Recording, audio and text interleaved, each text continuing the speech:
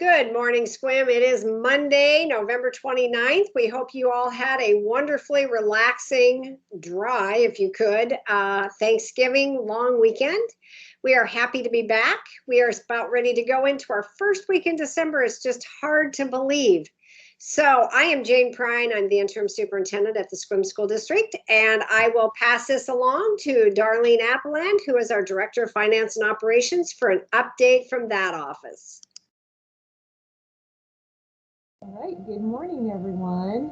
I was just looking at the calendar and adding up the weekends that we have left before Christmas and winter break, and just started to get a little stressed. And so, anyway, I hope everybody is ready for their upcoming holidays. And with that, I just want to remind everyone once again to be watching our website for everything to do with nutrition services and transportation, and I think that you're going to hear from each one of us over and over again the importance of our transportation department and the job that they have of transporting our students back and forth to school.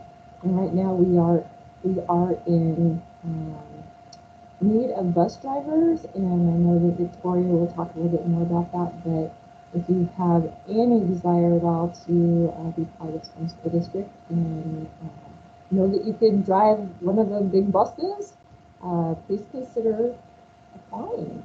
So that is all I have today. Thank you, Darlene. And next, we will pass this over to Victoria Balint, our Director of Human Resources. Thank you, Dr. Prine, and thank you, Darlene. Yes, bus drivers, bus drivers, bus drivers. The thing that is so neat, though, about joining our team as a bus driver is that we will pay you while you are trained to get your licensing, and we will pay for you to get your license. So it's really a great way to start a new career without any cost to you. And again, we provide the training, we cover the cost of the licensing, and we pay you while you're being trained.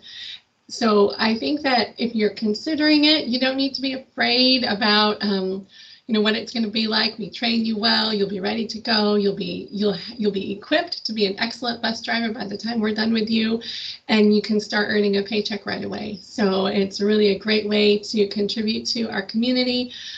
So many bus drivers have told stories about how rewarding it is to watch those little kindergartners hop on that bus the first day of school and then see them again as their last day as seniors in high school, and just wonderful to watch them grow into wonderful human beings. So it's a rewarding job. It's a way to start something new and something different, and it would be it's an excellent way to connect with your community, to know that your job inherently has purpose every day. You're serving our students. You're just doing something great with your time. So please consider it. We would love to have you join our team. Thanks. Thank you, Victoria. And last but never least, we have Sonia Bittner, who is going to share some updates on our COVID protocols.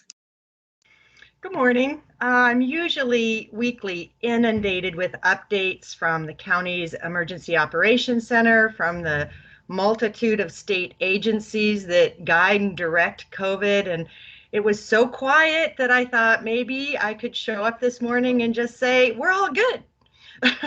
But getting out there and searching information, it was there. I think everybody was just taking a long weekend.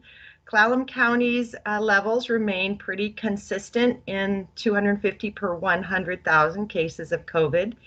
And certainly the state agencies are on top of the health information as it relates to COVID. And I did actually go to the Seattle Times article from the University of Washington, research on the new variant called Omicron. And don't quote me on that pronunciation. The very interesting thing about this variant, although there's a lot of concern out there, it's equal in its transmissibility to the Delta variant, which is what we've been dealing with. And the health department has helped me understand that basically if you've been exposed to the Delta variant, we're seeing the turnaround on that for people actually catching it between 3 and 5 days, pretty short period of time. The Omicron variant is different in that it has so many more mutations, about 50 different mutations, 30 of those being on the spike protein. And the spike protein, of course, is what has been used in the vaccinations. So it's a watch and wait situation to see how well vaccinations protect from the new 30 variants on the spike protein. Interestingly enough, on one hand, I'm so happy to see people out there for the tree lighting ceremony and the lit tractor parade and the families together. And it really made me feel good. The stress of the last year and a half has been really hard on our community and our families. And on the other hand, I want to say, folks, just keep doing what you're doing. We are not going to be changing things at school because it is what we are doing every day at school regarding masking, washing hands, doing the best to social distance, having kids have that freedom to take the mask off outside.